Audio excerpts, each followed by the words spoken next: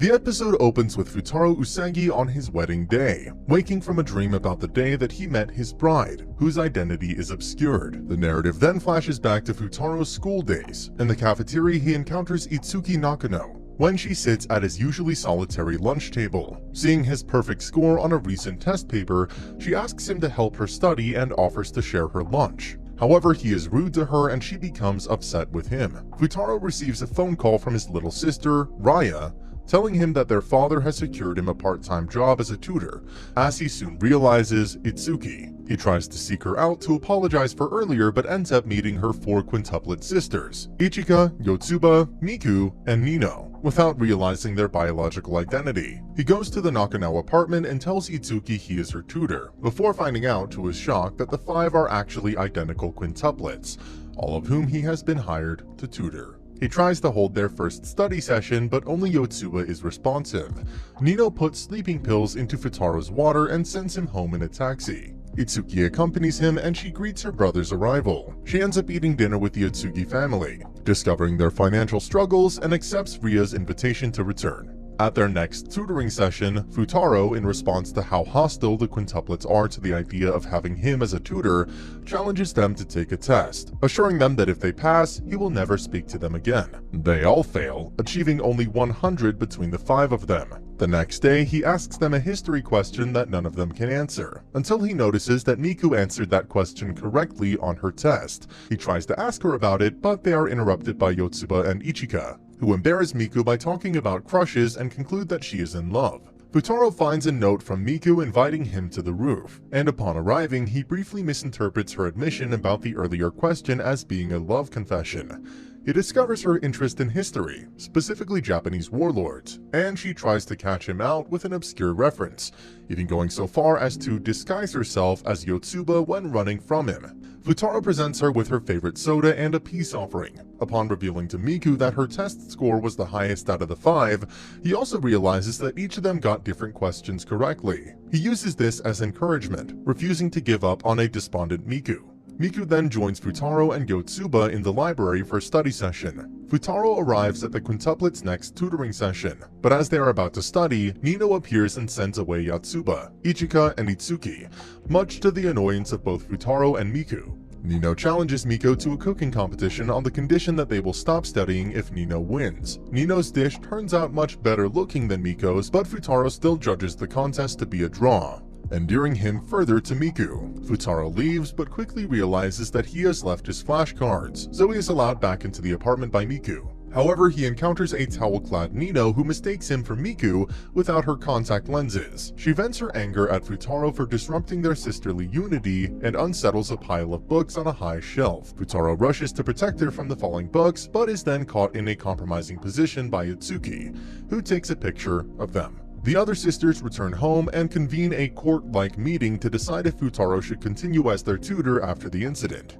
Miku helps Futaro protest his innocence, and after examining Itsuki's photograph further, so do Ichika and Itsuki. Nino remains unimpressed but leaves, upset at a comment from Ichika. She locks herself out, but too stubborn to ask the others to be let back in, ends up talking to Futaro, denying his accurate observations about her defensiveness towards her sisters. She declares that she won't accept him, regardless of her sister's protestations. Futaro is studying at home when Itsuki arrives to give him his tutoring pay. Futaro tries to refuse it because he has not succeeded in making all of them study. However, his sister Raina persuades them both to take her out for a trip to the arcade, where they had fun and take pictures in a photo booth. As the sun starts to set, they run into the other four quintuplets, who are all wearing yukata for the upcoming festival. Yotsuba invites Reina to come see the fireworks with them, which Futaro agrees to, with the condition that they first finish their schoolwork. Later at the festival, Ichika flirts with Futaro, but then takes a secretive phone call, while Yotsuba muses that Reina would be her little sister if she were to marry Futaro one day. Miku explains to Futaro that watching the fireworks together is a special quintuplet tradition, as it reminds them of their deceased mother. Nino guides Futaro to a rooftop she had rented to watch the fireworks, but when the other girls fail to arrive, she reluctantly sends him to find them. He finds Ichika first, but is sent away by a mustached stranger. Bemused, Futaro next encounters Miku, who has injured her foot. They are mistaken for a couple by two men taking a survey, and Futaro unknowingly upsets Miku by denying that they are even friends. Spotting Itsuki, Futaro runs to catch up with her, but is quickly dragged into an alley by Ichika, where she kabedons him and asks him not to tell the others about their earlier encounter. In the alley, Ichika explains to Futaro that she got a call from work and will not be able to watch the fireworks with her sisters this year. She sees the mustached man from earlier and embraces Futaro so as to hide behind him. Futaro again dismisses the notion that he is friends with the quintuplets, which Ichika tells him is hurtful. Futaro feels guilty about Miko's earlier reaction, realizing that he hurt her feelings. Meanwhile, the man searching for Ichika accosts Miku, mistaking her for her sister. Futaro stops him and declares defensively that he is the quintuplets' partner, stunning both Ichika and Miku. The man turns out to be Ichika's agent, calling her a talented young actress, revealing her secret job. Futaro tries to persuade Ichika to stay, but she has an important audition and insists on going. Instead, he helps her run lines, ironically reading the part of a professor to her thankful student. Ichika arrives late for her audition, but wows the casting panel. When she returns, the festival is over, but Futaro brings her to the park where her sisters are waiting for her with a mini fireworks set. They forgive her for skipping out on their tradition. Ichika and Miku reach for the same sparkler, an implied metaphor for Futaro. But Ichika lets go, saying, "Seems like you're pretty attached," and tells Futaro she will cooperate more in study sessions. With midterms looming, Futaro tries to encourage Itsuki and Nino to attend his tutoring sessions, but with no success, though Itsuki studies hard on her own. After skipping out on aperitifs, Itsuki presents Futaro with her phone to communicate with her father, Maruno, where he learns that he will be fired if even a single one of them fails their exam. He agrees with Itsuki, with both of them declaring that they'll never work together again, something he quickly regrets. Back at the Nakano apartment, Futaro and the study group are playing the game of life when Nino attempts to eject them. Ichika pretends that Futaro had promised to stay overnight to ensure that he stays. While Futaro takes a bath, Nino pretends to be Itsuki and learns that he will be fired if any of them fails, much to her glee. When they return to studying, Miku asks what kind of girl Futaro likes, which he reveals in the style of a top 3 countdown. He intersects the girls in studying when he tells them he will reveal each step of the top 3 with each page they complete. As such, all 3 girls hurry to finish their pages, eager to know his answers. She's always cheerful, good at cooking, and caring about her big brother, revealing that he was just talking about Rhea. He reiterates his lack of interest in dating. Ichika, who has not so subtly been setting up Futaro and Miku up all evening, talks to him on the balcony, opening that he and Itsuki fight because they are so alike. Miku allows Futaro to sleep in her bed, rooming with Ichika for the night, but after getting up in the night for the bathroom, she forgets and returns to her own room. The next day, Futaro wakes up to find himself next to a sleeping Miku. Over breakfast, Itsuki bemoans her difficulties in getting along with Futaro after their recent fight. Ichika playfully suggests that she disguise herself as Miku to talk to him, and Nino soon joins in. In Miku's room, Futaro wakes to find himself next to a sleeping Miku, determining her identity from her pajamas. He sneaks out of the room only to find himself confronted by Miku, Itsuki in disguise. He is not fooled and quickly retreats, much to her chagrin. Futaro, Ichika, and Yotsuba go to the library, where Ichika pretends to have left her pencil case at home to cover for Futaro going back to speak to Itsuki. He encounters Miku halfway and tells her that he slept on the living room floor, a lie to save them both from embarrassment. Finding a sleeping Itsuki and noticing she is using Miku's headphones, Futaro addresses her as Miku to get her to talk more openly. They both apologize for their fight. Futaro stays over for another night to help all the quintuplets study for their midterm exams, which they almost miss by oversleeping. They all manage to sneak in past the supervisor by wearing Yotsuba's ribbon, who had arrived on time, making him believe the same girl was going in and out of the school.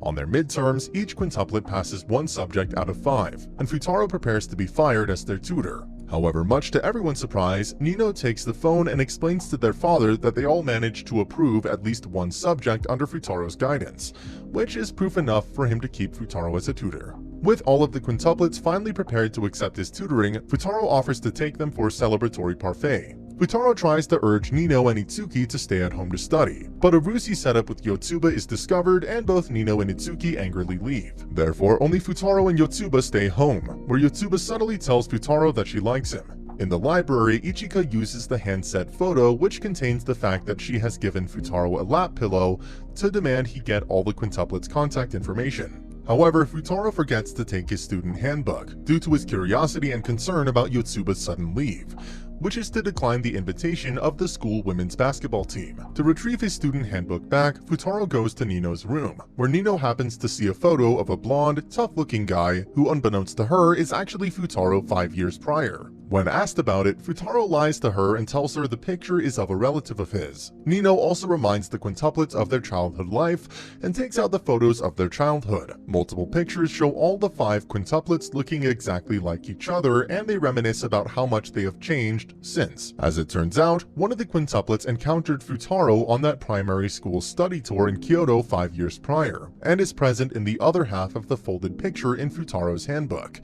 Miku disguises as Ichika, refusing the confession and invitation from Maeda, a classmate of Ichika's. Futaro arrives and pretends to be Ichika's boyfriend to defend her. Heartbroken, Maeda dares Futaro to dance with Ichika during the campfire on the camping trip if they are truly dating. The trip is about to start, but before it begins, Rhea falls ill. To look after her, Futaro misses the school unit, despite Rhea's speedy recovery.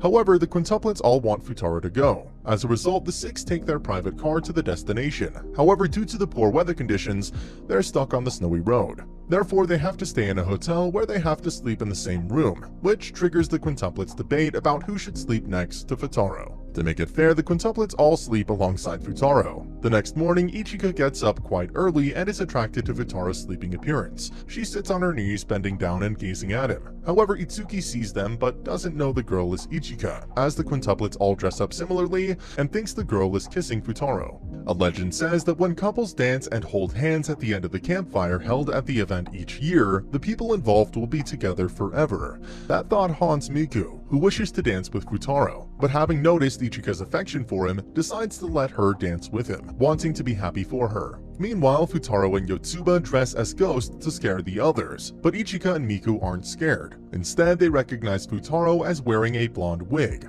Later, they privately discuss what each thinks of Futaro. Meanwhile, Nino and Itsuki get scared, prompting them to run in the wrong direction, getting lost in the forest. Worrying for them, Futaro finds Nino near a cliff, saving her before falling. But Nino mistakes Futaro as the boy in the picture she saw in Futaro's handbook because of the blonde wig. Playing along, Futaro addresses himself as Kintar, Futaro's relative, and seeing Nino scared, he gives her a lucky amulet given to him by Reina. Seeing a small bruise on his head, Nino gives Kintar a patterned band-aid. Nino, smitten by Kintar, invites him to dance by the campfire. Later, Futaro helps Ichika and Yotsuba carry logs from a warehouse for the campfire, but both he and Ichika are locked in purposefully by Yotsuba. Unable to escape, Ichika explains to him that she is supposed to dance with him as per Maeda's dare, and Futaro remembers that he also has to dance with Nino. He tries to call off his dance with Ichika, telling her to settle things on her own with Maeda.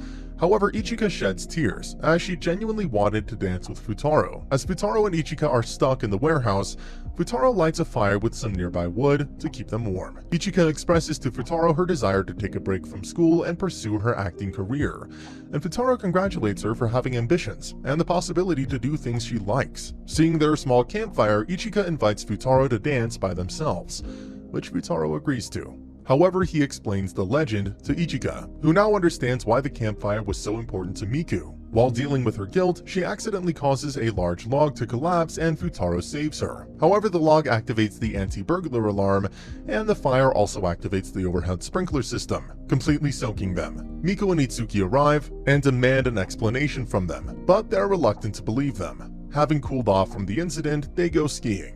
Ichika catches a cold but sneaks out to attempt to make sure that Futaro didn't tell anyone about the incident.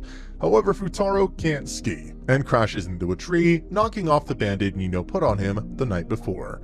Nino sees it and tries to catch the person she thinks is Kintar. Futaro flees from her, hiding in a small igloo where he finds a distraught Miku. The two, unable to escape due to Nino's presence, talk for a while as Miku realizes how sensible Futaro is at understanding her and her siblings. As he leaves, she communicates with Ichika, telling her that there is something they must talk about. Through the phone, Miku reveals to Ichika that she finally wants to gain independence from her feelings and tells her that they should both hold Futaro's hands during the campfire. Ichika, who has actually been Itsuki this whole time, posing as Ichika, is stunned by Miku's words. Futaro and the girls have not seen Itsuki in a while and decide to go look for her. Ichika takes Futaro to a ropeway, where she reveals that she is actually Itsuki, having disguised herself under a face mask. However, Futaro's fever makes him collapse. Itsuki takes him to the counselors, who confine him to his dorm to rest. Before going to his room though, Futaro rejects Nino by claiming Kintar told him that something came up and he could not dance with Nino. As a consequence, Nino attends the campfire by herself.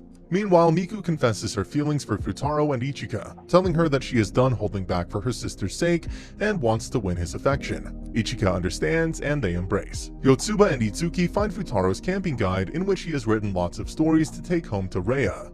They realize that despite being sick, Futaro has actually enjoyed the trip and wish for it to end in such misery for him. As such, Itsuki sneaks into the ward to look after him. Much to her surprise, all the other girls were also hiding in the ward, as they were all worried about him. They approach him as the countdown for the end of the campfire event begins outside. Several years later, it is Futaro's wedding ceremony.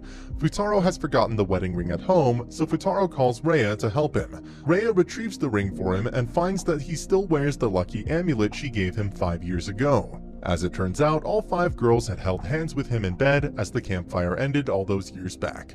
In a mid-credits scene, the girls reunite with Futaro, who had to spend time hospitalized. Nino returns to Futaro with his lucky amulet, as all the girls prepare to study with him for their upcoming finals. And that's the end of the video. As always, if you liked what you saw, please subscribe to the channel and check out my other anime recaps.